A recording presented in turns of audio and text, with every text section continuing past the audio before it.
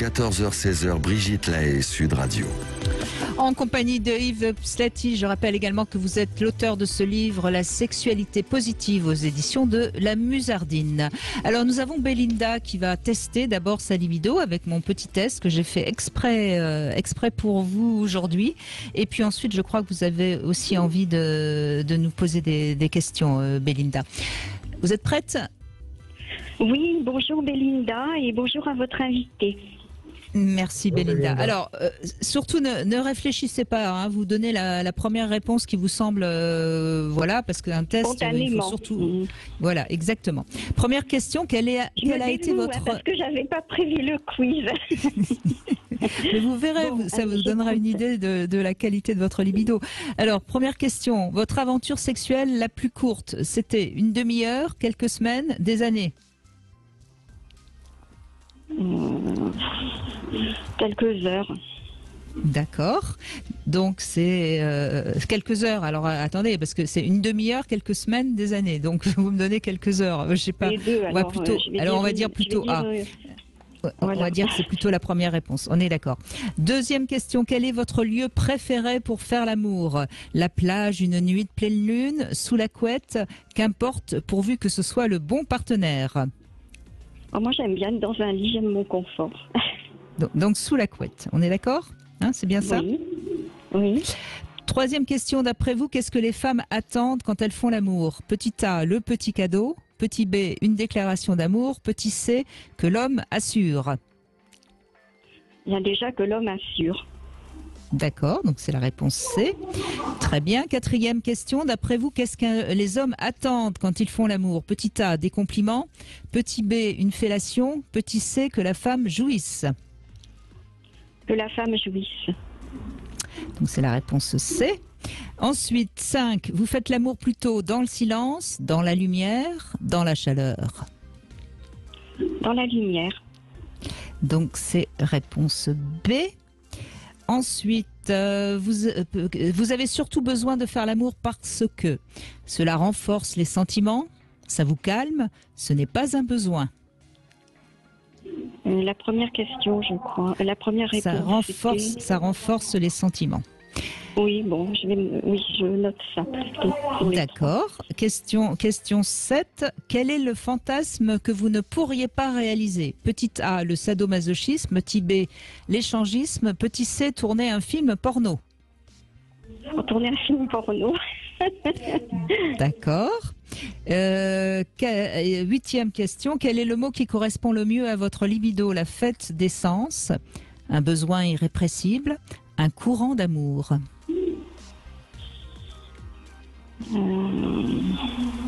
Un courant d'amour. Un courant d'amour. Enfant, comment imaginiez-vous qu'on faisait des bébés? Petit A, dans les choux. B, grâce au zizi de papa. Petit C, en s'embrassant. Dans les choux. Vu mon âge, je n'étais pas informée. 10, comme aphrodisiaque, vous choisissez. Petit A, un jouet intime. Petit B, une bougie de massage. Petit C, une paire de menottes. La bougie. Choisissez la bougie. Donc voilà. Eh bien, je fais les totaux. Donc 5, 10, 15, 18, 20. Oh, bah dites donc, c'est bien ça, 25, 20... Alors, vous avez donc, voilà la réponse. Votre libido circule bien et vous savez aussi bien donner que recevoir du plaisir. Vous êtes sans nul doute un bon partenaire et toujours vigilante pour vous améliorer. C'est plutôt bien. Je suis d'accord avec ça, mais quand j'avais une belle sexualité, parce que là ce n'est plus le cas. Je vous avais déjà appelé il y a quelque temps, parce que je vous redis mon âge, 64 ans, ménopausée depuis 55 ans. Et suite à de très grandes épreuves et malheurs, je n'ai plus de partenaire. En fait, quand j'ai entendu votre invité, là je ne me rappelle pas le nom de votre invité d'aujourd'hui. C'est normal, il a un nom tordu. Ah, ouais. Yves m'a fait Slati. réagir, c'est qu'il a dit c'est irréversible au bout de plusieurs années. Ça m'a fait peur. J'ai décroché mon téléphone parce que déjà vous m'aviez fait comprendre une fois que le fait de s'arrêter sexuellement et surtout quand on a eu de la sécheresse vaginale, c'est vrai que j'ai essayé de refaire avec un partenaire qui m'est tombé comme ça du ciel, mais ça a été très douloureux et malheureusement ce partenaire n'est pas suffisamment disponible du fait qu'il est marié et il vient en coup de vent et j'ai toujours demandé plus de temps, plus de préliminaires, il me l'a refusé et là aujourd'hui on est en froid. Mais il y a une chose positive quand même dans cette histoire, même si je me retrouve, parce que là je ne sais pas s'il va revenir, une chose positive c'est que mon désir s'était endormi dans les épreuves, les deuils et tout ça, et la solitude. Et là, cet homme, je pensais mettre une croix sur les hommes, il m'a relancé le désir, mais un désir fou. Vraiment une envie de faire l'amour. Seulement le problème, il se passe au niveau du vagin. Et là, je voulais avoir justement des conseils. Eh bien, Yves va vous répondre. Alors, voilà ce que j'ai fait quand même depuis le dernier appel qu'on s'était entretenu. Suite à ça... Pardon? Non, c'était avec moi. C'était moi qui étais en émission. Non, c'était Brigitte. On n'avait pas eu le temps de trop parler et la sage-femme m'avait conseillé de beaucoup mettre de lubrifiant. Donc, mon vagin est lubrifié par des lubrifiants mais non hormonaux. Et comme je fais aussi de la rééducation périnéale, je mets aussi du lubrifiant à base d'eau. Et c'est vrai que c'est beaucoup plus lubrifié et c'est plus facile même moi pour me toucher. Mais la question aujourd'hui, c'est que voilà, j'ai un nouveau pépin. C'est que suite à un frottis, on m'a pas trouvé de cancer, c'est bien, mais on m'a trouvé du HPV. Et suite à ça, j'ai 2 verrues génitales qui me sont apparues sur la vulve. Et là, elles ont grossi. Et aux dernières nouvelles, le docteur m'a conseillé de le faire enlever. Alors soit par une crème, mais c'est très difficile à mettre, ça peut s'éparpiller, brûler autour, c'est quand même fastidieux, ou alors par laser. Et là, je suis en train de prendre rendez-vous, mais j'ai très très peur.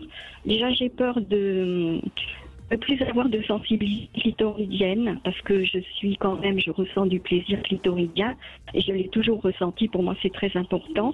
Et j'ai peur que ça enlève de la sensibilité, déjà première question. Alors, donc, la verrue, elle est où? Elle est sur le clito? Comment? Non, pas sur le clito. Elle est sur la vulve, mais c'est pas très loin, si vous voulez, du vagin et de l'anus et du périnée. Mais c'est elle est sur les petites lèvres ou les grandes lèvres? Non, les grandes lèvres. Oui, donc c'est quand même assez loin du clitoris, a priori, et puis le laser est très précis. Oui, vous êtes sensible au niveau des grandes lèvres, bien sûr. Mais de toute façon, vous n'avez pas le choix, il faut les enlever, pas le ces choix. verrues. Est-ce que c'est vrai que ça peut se propager? Il faut vraiment le faire enlever, quoi. Écoutez, 99% des cancers du col de l'utérus sont dus à l'HPV. Ça ne veut pas dire que toutes les personnes qui ont un HPV vont développer un cancer du col de l'utérus. C'est pas la même chose, hein? Donc c'est pour ça, comme c'est dangereux l'HPV, le human papillomavirus, on va vous le demander de l'enlever, de le faire enlever par du laser. Donc ça vaut vraiment la peine. Donc il faut pas laisser traîner ça. Donc ça c'est une première chose. Donc une deuxième chose pour les rapports sexuels que vous avez, que vous ayez un lubrifiant à base d'eau, c'est très très bon aussi. Donc c'est bon, ça vaut la peine de continuer donc à se masturber aussi pour pouvoir maintenir. Alors à la question, si vous arrêtez les rapports sexuels et ça va être irréversible, vous n'allez pas retrouver encore une sexualité comme avant, ça dépend d'une personne à une autre. Donc comme il y a certaines personnes, 6 mois d'inactivité sexuelle, ils vont tuer leur sexualité, et il y en a d'autres personnes qui pendant 10 ans n'ont pas eu et ils vont retrouver. Donc c'est très difficile de dire des conseils. Alors quand moi je donne des conseils, soit je suis gentil, soit je suis méchant. Alors j'ai décidé d'être méchant et de ne pas être gentil. Le gentil, c'est celui qui va conforter les gens en disant « Ne vous en faites pas, vous allez retrouver un jour ou l'autre, ne vous en faites pas, tout ça ». Alors moi je ne suis pas confortant. Je suis Bon, eh ben vous allez être méchant. Vous allez être méchant après les infos. Yves Pslati, Belinda, restez avec nous. Je vous donne juste la petite devinette. C'est un mot sexuel qui est utilisé de manière négative quand on a affaire à quelqu'un de lâche. Quel est ce mot? Vous pouvez réfléchir, Yves Pslati, et si vous ne trouvez pas, c'est moi qui serai méchante. Et bien sûr, on retrouve Belinda parce qu'on sent, hein, on sent que vous êtes malheureuse, et on va essayer de vous donner un petit peu d'espoir. À tout de suite. Nous sommes aujourd'hui avec Yves Pslati, créateur de la sexualité positive, que vous pouvez retrouver sur son site yvespslati.eu. Et nous allons d'abord donner la réponse à la devinette. Yves Pslati, c'est un mot sexuel qui est utilisé de manière négative quand on a affaire à quelqu'un de lâche. Quel est-il? Vous avez une idée? Non. Vous savez pas? Il n'a pas de couilles.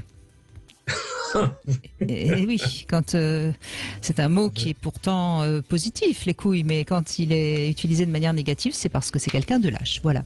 Alors Belinda est avec nous. Belinda, je rappelle que vous parlez de vos difficultés à avoir des rapports sexuels parce que vous manquez de lubrification. Et je rappelle que le manque de lubrification chez les femmes, l'équivalent chez les hommes, c'est les pannes d'érection. C'est bien de temps en temps de rappeler cette similitude. Yves, allez-y, soyez méchant avec Belinda, elle vous écoute.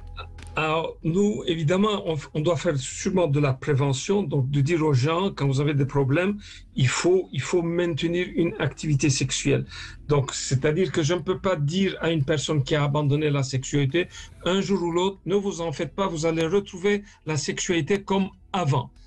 Donc, c'est faux pour beaucoup de personnes, ça peut être. Donc, et c'est juste aussi. Donc, il y a certaines personnes qui, 6 mois après, ils ont arrêté toute activité sexuelle. Ils ne vont jamais retrouver ni désir ni plaisir. Il y en a d'autres, 10 ans après, ils peuvent retrouver. Donc ici, je pense que c'est moins. Vous avez retrouvé un certain désir, mais vous n'avez pas retrouvé du plaisir. Donc, si je veux être confortant avec vous, je vais dire, ne vous en faites pas, vous allez retrouver. Mais comme j'ai envie d'être méchant, donc je ne vais pas réconforter, mais je vais confronter les gens, c'est-à-dire qu'il faut absolument faire quelque chose, donc maintenir une activité sexuelle qui est la masturbation. Si ça fait mal, avec des crèmes. C'est exactement la même chose quand quelqu'un, on lui a enlevé la prostate. Il a eu un cancer de la prostate. On ne peut pas lui dire, oh, ne vous en faites pas. Donc, il y a de fortes chances pour qu'il ait une dysfonction érectile. On ne peut pas lui dire, ne vous en faites pas, monsieur. Un jour ou l'autre, vous allez retrouver votre érection. C'est tout à fait faux. Donc, on doit lui dire ce qu'il doit faire. Ce qu'il doit faire, par exemple, pour un cancer de la prostate, on lui a enlevé. Il doit commencer le Viagra déjà avant l'opération, tous les jours, à plus forte dose, à 100 mg, pour un jour retrouver une érection. Plus, on doit lui dire, à partir du 2e, 3e mois, en post-opérateur, commence à te masturber. Même si tu ne bandes pas bien, commence à te masturber, justement pour que le sang afflue dans le pénis. Donc, on donne des conseils aux gens. Il faut vous donner. Donc, n'arrêtez jamais la masturbation. Donc, ça, c'était la parenthèse pour être méchant. Bon. Donc ici, en gros... Belinda, vous avez retrouvé un désir, mais il n'y a pas d'excitation. Alors, il faut travailler. Comment est-ce que vous allez travailler? Masturbez-vous. Voilà. Parce que, oui, alors, c'est toute la difficulté, Belinda. On ne sait pas trop si le manque de lubrification est dû à un manque d'excitation, puisque j'essaye de vous suivre. C'est dû à la ménopause. Oui, alors la ménopause provoque peut-être une baisse de lubrification, mais elle n'est pas forcément systématique, elle n'est pas forcément définitivement partie, la lubrification, vous voyez. Donc je crois qu'il faut essayer aussi, peut-être que vous pouvez reprendre des pénétrations avec des tout petits godes. Il existe des choses de cet ordre-là, vous voyez, Belinda. En tout cas, il faut refaire fonctionner le vagin. Parce que moins vous le faites fonctionner, moins il fonctionne. Et si, en plus, quand vous faites l'amour avec un homme, ça vous fait mal, du coup, il y a une crainte, une crispation, et c'est un cercle complètement fermé qui est en train de se mettre en place. Absolument. Mais en premier lieu, HPV. C'est ça que vous devez régler en premier lieu. Les verrues génitales, oui. Voilà. Et vous me conseillez un sextoy ou pas, alors? Oui. De toute façon, oui, parce que si vous avez refait l'amour avec un homme et que ça vous a fait mal, il y a une appréhension. Il y a une appréhension de pénétration. Qui dit appréhension de pénétration dit impossibilité d'avoir une excitation qui va faire que vous allez lubrifier. Donc, utilisez un sextoy assez petit, assez fin, avec beaucoup de lubrification. Et vous allez voir que votre vagin peut être pénétré, sauf s'il y a réellement eu beaucoup d'abstinence. Ça, nous, on peut pas à la radio vous donner une réponse. Mais voyez, il faut voir où en est parce qu'on sait aussi que quand il y a plus du tout de pénétration chez une femme, plus la ménopause, plus une déficience de lubrification, bien parfois il y a une vraie fermeture. Là, il s'est ouvert quand même, parce que j'étais fermée, c'est quand même ouvert depuis. Mais il y a toujours cette appréhension, voilà. Alors, et le fait que vous pouvez, si vous travaillez. Longtemps. Non, mais Belinda, si vous travaillez en plus avec une kiné pour votre le plancher pelvien, oui. Vous pouvez lui demander aussi de travailler une pénétration. C'est quelque chose qui est possible aussi. Elle me l'a pas dit parce qu'elle se dit sexologue, mais en fait, je sais pas si elle l'est vraiment. Si je essayez déjà vous. Je lui en parlerai alors. Mais voyez, essayez-vous déjà avec un doigt, essayez de voir qu'est-ce qui fait mal, quand est-ce que ça passe mal. Enfin, voyez, il faut vous réapproprier votre vagin. Oui, mais en plus, au niveau des rencontres, c'est difficile. Attendez, avant les rencontres, avant les rencontres, il faut arranger certaines choses avant les rencontres, avant de trouver quelqu'un. Donc, quand on vous dit de vous masturber, de mettre un objet, tout ça. Alors, si vous prenez cet objet-là, ce sextoy, vous commencez à vous le mettre, vous aurez un stress, c'est-à-dire, vous allez vous poser, on va voir si ça va marcher, si ça va rentrer. Donc, vous allez rentrer dans l'angoisse de performance et vous n'allez pas mouiller. Donc, il n'y aura pas de lubrification. Donc, comment on se masturbe? Toujours commencer par fantasmer, rentrer dans des fantasmes. Soit vous avez la capacité de fermer les yeux et de rentrer dans les fantasmes, soit prenez un livre, lisez, regardez un film érotico-pornographique pour commencer pendant le fantasme. Une fois que le fantasme est lancé, c'est-à-dire que vous êtes rentré dans la sexualité, c'est à ce moment-là que vous allez réintroduire. On ne réintroduit pas comme ça tout de suite, parce que là, c'est comme si vous passez un examen. C'est quasiment comme un examen gynécologique. Donc, la masturbation doit toujours avoir lieu avec un fantasme. De grâce, ne vous masturbez pas sans fantasme si vous voulez que ça marche. Mais voilà, le sextoy, ça peut être le pénis de cet homme que vous désirez, hein, Belinda. C'est pas le problème. Hein. Vous pouvez fantasmer sur cet homme qui visiblement a relancé votre désir. Et quand vous vous pénétrez avec le godemiché, c'est le pénis de votre homme. Vous voyez, il faut pas que ce soit en effet quelque chose de mécanique. Parce que le plaisir, c'est pas mécanique. Regardez, quand on voit un bel aliment qu'on a envie de manger dans l'assiette, on salive. Et ben c'est pareil, il faut que votre vagin il salive. D'accord ? Oui. D'accord. Bon, très bien. Eh ben, ne soyez pas dépitée, Belinda. Ça peut marcher, je vous assure. Faites-nous confiance. D'accord. Bon, je vais essayer de voir avec la sage-femme de trouver un... Oui, parlez-en. C'est pas elle qui peut vous proposer de vous aider, hein, parce que c'est compliqué. On n'a pas le droit de toucher les patients de moins en moins, donc tout ça est compliqué. Mais si c'est vous qui en faites la demande, et puis elle vous dira des choses aussi qui vont vous rassurer. Ok ? Oui. Bon, déjà, ça m'a permis d'y voir un peu plus clair et puis, je vous remercie parce que ça m'a fait du bien de vous en parler et d'avoir des avis. Voilà. Et on a fait le test de votre libido. Votre libido, elle est bonne, elle fonctionne, elle est prête à refonctionner. Donc, faites-vous confiance. Faites-vous confiance. Merci, Belinda. On va continuer avec Roger qui est avec nous. Roger, donc vous êtes marié depuis longtemps. Vous avez développé une sexualité positive, peut-être grâce à notre invité Yves Pslati, malgré une éducation catholique et pratiquante. Sauf que c'est pas tout à fait la même chose pour votre femme. Bonjour Roger. Oui, bonjour Yves, bonjour Brigitte. Oui, donc comme vous le disiez, donc on s'est marié en 73. Et donc on a eu jeune couple, je dirais, sexualité épanouie de amoureux. À l'époque où on parlait de contraception, nous on parlait de fécondité. Et effectivement, nous avons eu 5 enfants en 6 ans. C'était si Dieu le veut, et puis un jour on a décidé de plus l'aider. Simplement, ça a un peu ralenti quand même, puisque moi j'avais plus de demandes déjà que mon épouse. Simplement derrière, comme un peu Belinda, bien qu'on n'ait pas précisé, on a eu des malheurs personnels, je dirais. Donc on a un garçon qui s'est suicidé en maths sup à 17 ans, et donc ça lui a coupé complètement l'envie de faire l'amour, je dirais. Elle a même dû prendre une retraite anticipée. Elle était un excellent professeur agrégé de lettres.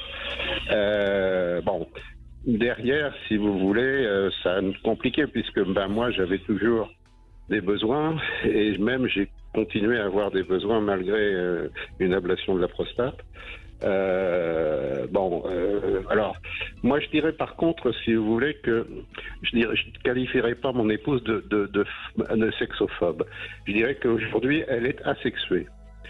À savoir elle a quand même vécu le drame le plus terrible qu'on peut vivre en tant que parent. Je pense, voilà, tout à fait. Oui. Voilà, le suicide d'un enfant, c'est quand même quelque chose de terriblement difficile. On ne se remet pas même 25 ans après.